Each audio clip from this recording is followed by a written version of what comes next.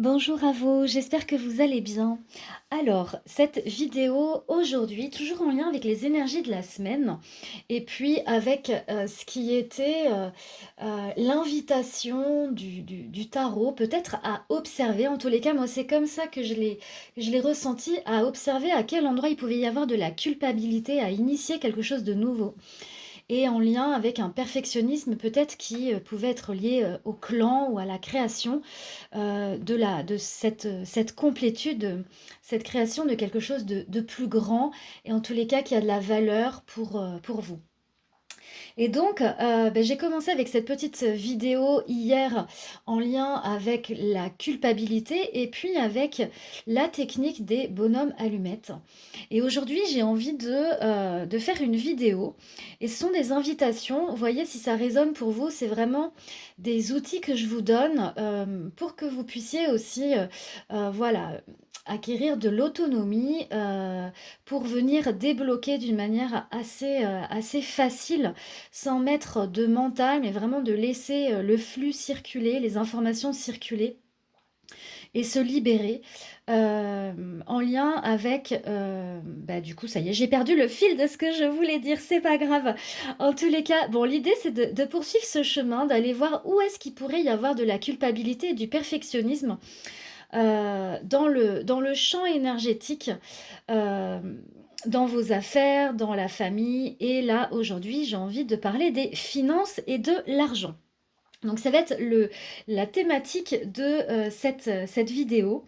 Et puis ce que je vais faire, donc je vais utiliser le tarot pour faire un petit tirage, vous, votre argent et la relation de ce qui se passe entre vous.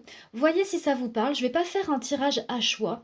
C'est vraiment là, voilà, c'est instantané, c'est un peu un petit tirage flash comme ça. Peut-être ça va vous parler, peut-être pas du tout, peut-être ça va parler de la relation avec, de comment vous avez été élevé par exemple, peut-être que ça va vous parler par rapport à votre conjoint, votre conjointe. Bah, bref, voyez si ça résonne. En tous les cas, ce sont des propositions et puis je vous montre aussi comment j'aime travailler avec le tarot. Ça après, c'est si vous avez envie d'avoir une consultation individuelle en coaching tarot.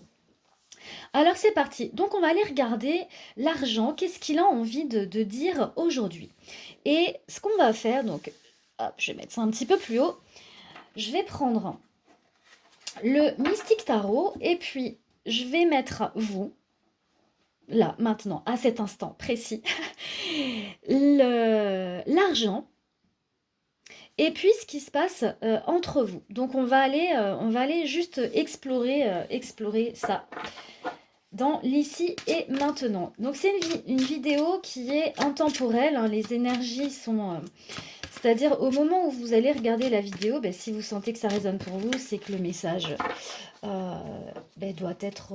Enfin, il n'y a même pas de doit être, c'est... Bon, bref, je me tais. C'est parti, on y va. Alors, on va aller voir vous, votre argent et ce qui se passe entre les deux. C'est parti. Alors, nous sommes mardi 30 janvier 2024, donc c'est ici et maintenant et en même temps, c'est vraiment en même temps intemporel. On y va, vous. L'argent, votre argent. Votre argent. Ok, qu'est-ce qu'il a envie de vous dire, votre argent? Et qu'est-ce qui se passe entre vous? Que pasa? Que pasa? Ok, celle-là.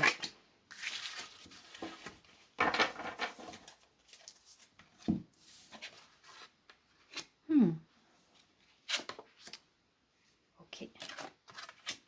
Ok, waouh. Alors déjà, quand je vois ces cartes, j'aime beaucoup. Alors, nous avons, vous concernant, donc je vais toutes vous les montrer, puis ensuite on va faire un petit...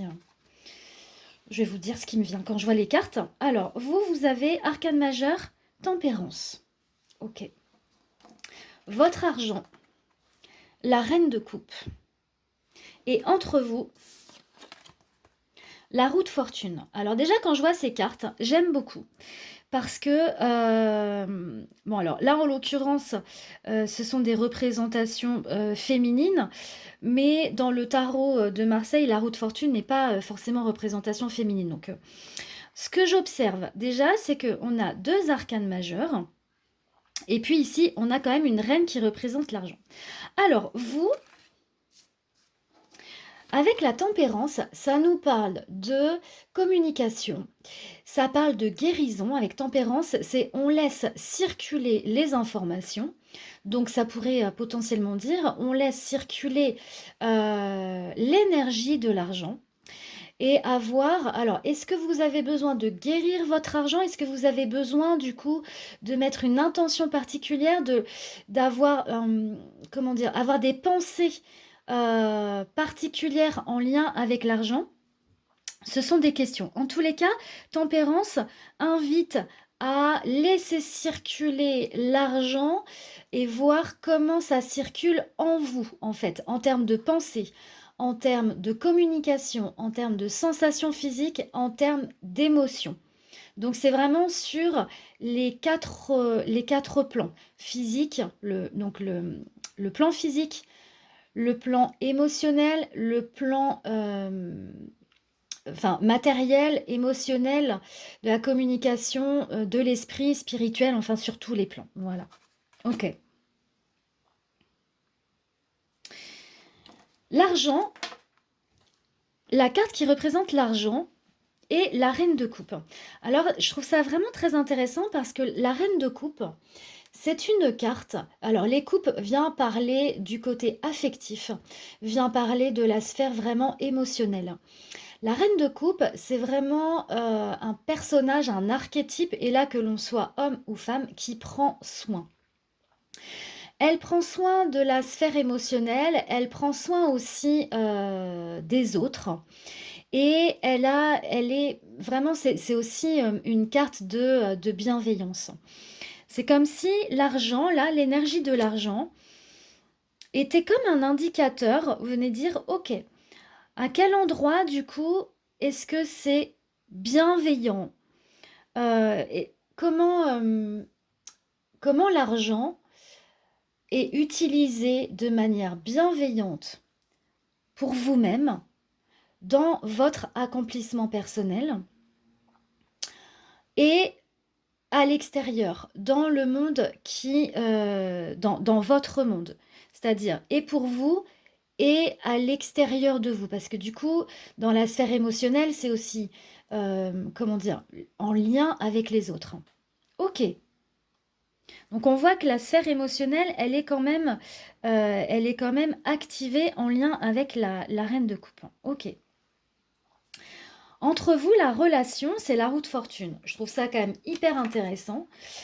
La roue de fortune, c'est justement une énergie.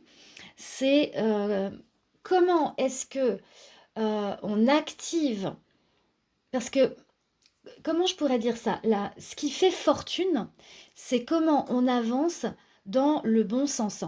La roue de fortune, parfois, quand elle est bloquée, quand elle n'est pas fluide, c'est un archétype qui fait qu'on reste dans le mental et on ne va pas actionner la roue dans le bon sens. Notamment, par exemple, tempérance pourrait peut-être parfois guérir, avoir besoin de guérir des blessures du passé. Alors, quand vous êtes en contact avec l'argent, est-ce que, j'ai envie de vous poser la question, où sont dirigées vos pensées? Est-ce que tout de suite, comme ça, vous êtes plutôt dirigé vers le passé, c'est-à-dire ça pourrait être le manque, ça pourrait être votre histoire familiale, quelque chose qui serait déséquilibré, par exemple, une énergie bloquée.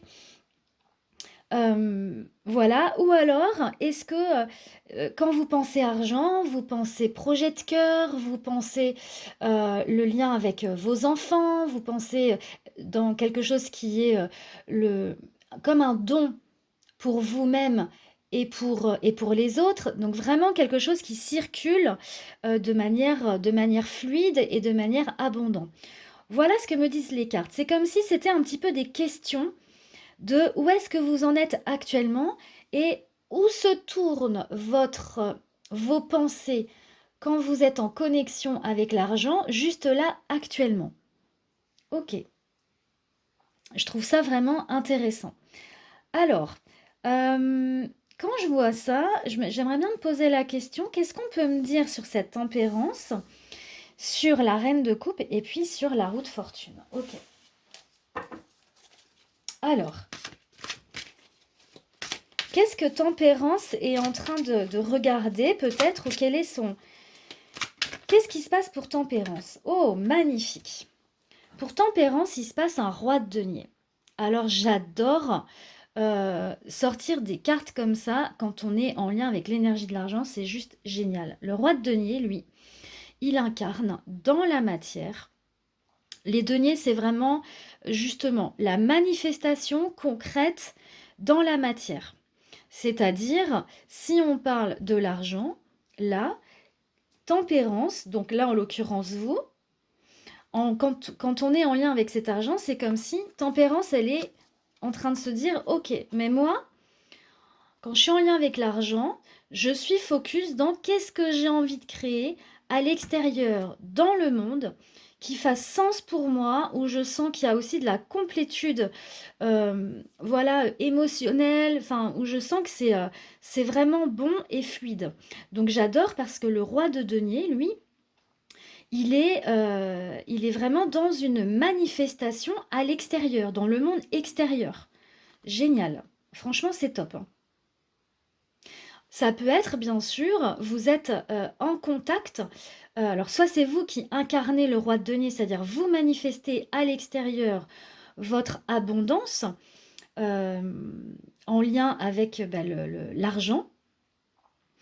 Mais ça peut être aussi, vous êtes une femme et puis vous êtes en lien avec un homme que vous trouvez abondant et ça vous inspire, ça vous motive, ça vous met, comment je pourrais dire ça?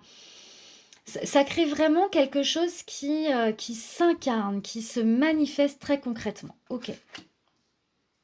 Alors on va aller voir la reine de coupe par rapport à l'argent. Qu'est-ce que cette reine de coupe aurait envie de nous dire, de vous dire? Donc hein, c'est l'argent. Alors l'argent avec la reine de coupe, quelle serait la carte qui pourrait donner une précision, un complément d'information pour vous qui regardez ce tirage? Alors, l'argent avec cette reine de coupe, de quoi ça nous parle? Est-ce qu'on peut avoir une précision? Ok, le chariot, génial. Franchement, j'adore ce tirage. Arcane majeur. Le chariot nous parle de succès. Le chariot nous parle de faire avancer. Alors là, bon, on voit que c'est un escargot. Mais dans le tarot de Marseille, voilà, il y a une question de chevaux mais d'un personnage qui tient les rênes. En fait, c'est l'idée, j'adore, hein. C'est comme si l'argent venait dire, ok, je suis une représentation aussi, je suis en lien avec l'énergie de cœur, l'énergie de complétude, d'amour en fait, hein, de bienveillance. Et grâce à ça, en me connectant à cette fréquence, c'est presque comme une haute fréquence d'amour, j'ai envie de dire, eh bien, ça permet de prendre les rênes et d'avancer vers quelque chose qui fait sens. Voilà le message de l'argent. J'adore, hein. Vraiment, c'est super parce que le chariot, c'est aussi une carte qui symbolise le succès. C'est-à-dire, le chariot, c'est parfois on peut avoir des émotions contradictoires qui peuvent faire que on ne sait pas trop où est-ce qu'on va, on ne sait pas trop comment avancer, etc. Et le chariot, c'est vraiment cette idée de, ok, parfois il peut y avoir des émotions contradictoires, mais si je reste focus vraiment sur quelque chose qui est important, eh bien, j'avance quand même. Donc, je trouve ça vraiment très, très intéressant comme dynamique. Que nous dit qu'est-ce que la roue de fortune pourrait dire, pourrait faire avancer?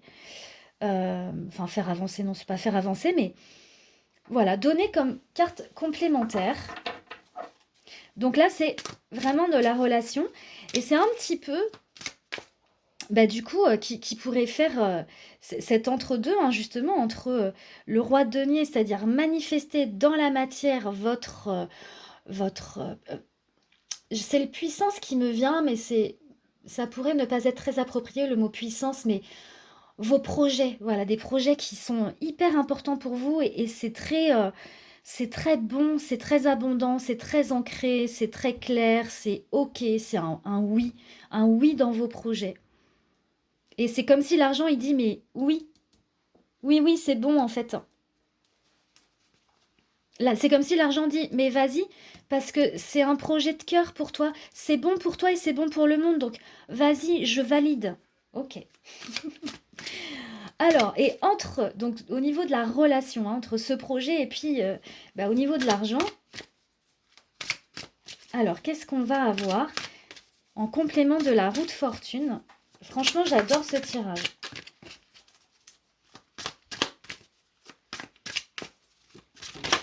Hop. Waouh, encore arcane majeur. Non mais c'est incroyable. C'est hyper beau. On a le hiérophante, c'est le pape, hein. Ok. Je trouve ça, mais juste magnifique.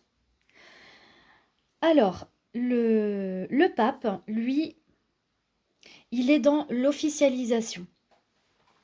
Le pape, c'est un personnage dans le tarot qui... comment je pourrais dire ça par rapport à ce tirage-là? Alors déjà, c'est aussi la carte qui représente le pardon. C'est comme si dans le passé ou par le passé, il y a eu des résistances, des fréquences, voilà, qui auraient pu télescoper, de manifester vos projets de cœur, de vraiment de vous sentir légitime.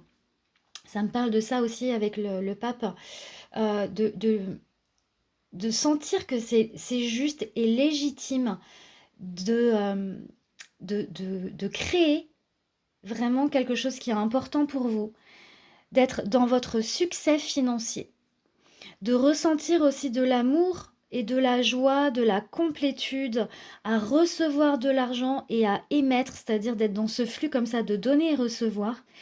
Et j'aime beaucoup. Il y a vraiment, le pape, c'est aussi, voilà, c'est officialiser, c'est être dans le pardon.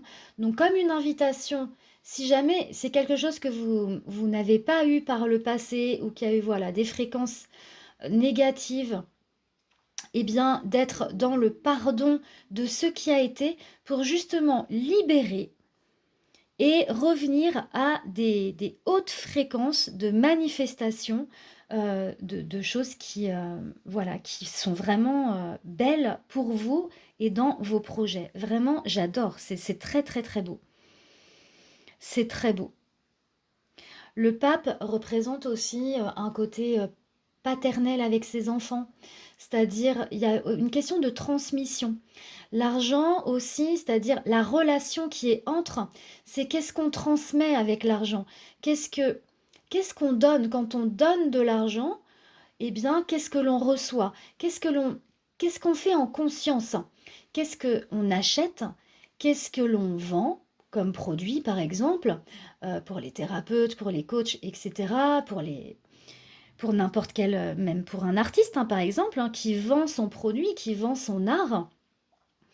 Voilà, donc c'est comme remettre ça dans quelque chose qui est juste et qui est... je trouve pas le mot, mais... Ouais, qui a de la valeur, en fait. Ok, bah écoutez, je trouve ça juste magnifique. Je sais pas si j'ai envie de rajouter des cartes par rapport à ça. Peut-être, je vais aller voir avec le cri de l'âme.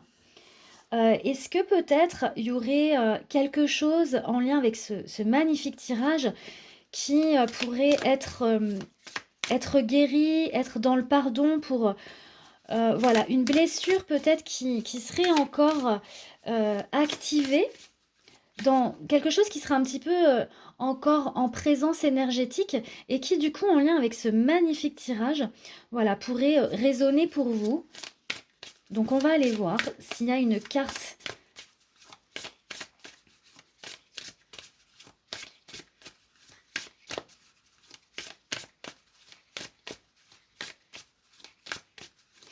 qui a envie de s'exprimer, de venir. Alors, faire une petite coupe.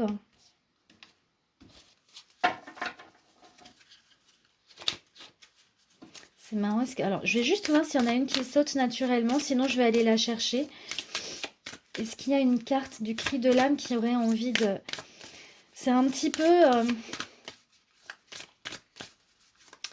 je sais pas. Ce qui me vient là, c'est comme...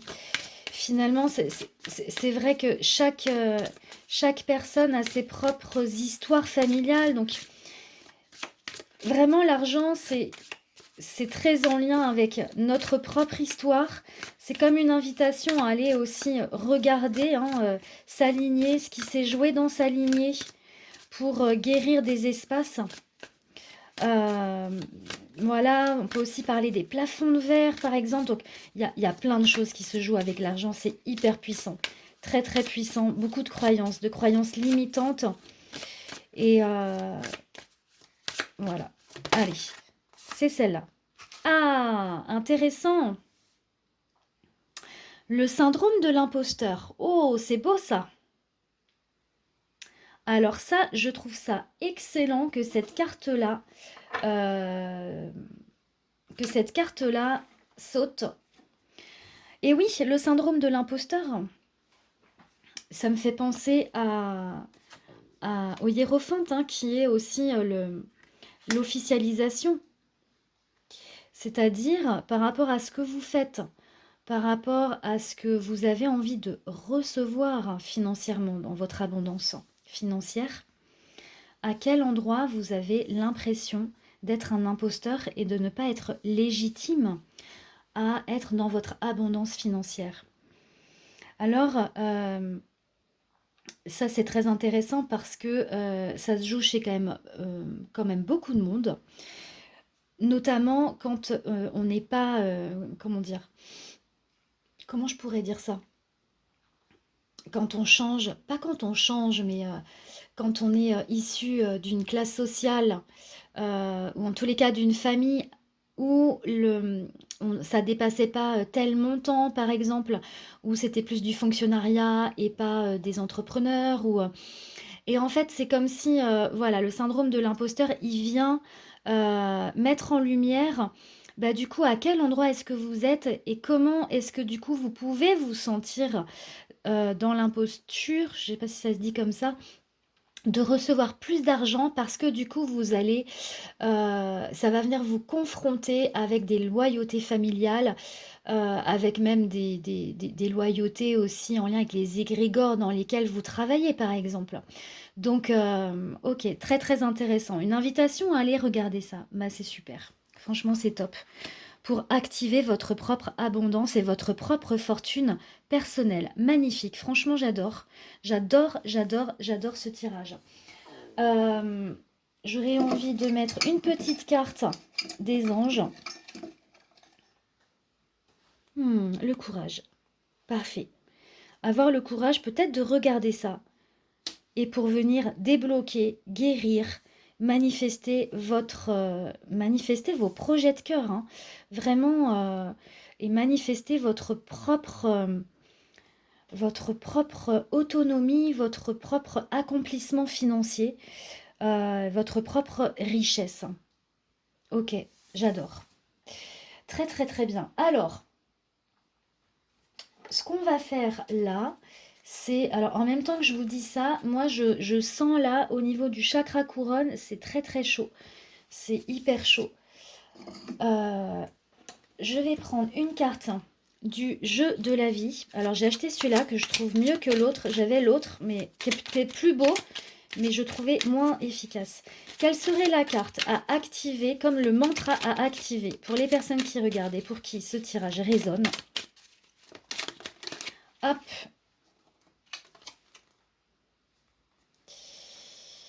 Les forces invisibles travaillent constamment pour l'homme qui tire toujours les ficelles lui-même sans le savoir. À cause de la puissance vibratoire des paroles, quoi que ce soit que nous disions, nous commençons à la tirer. Donc en lien avec la puissance de la parole, pour manifester votre abondance financière. Génial. Alors,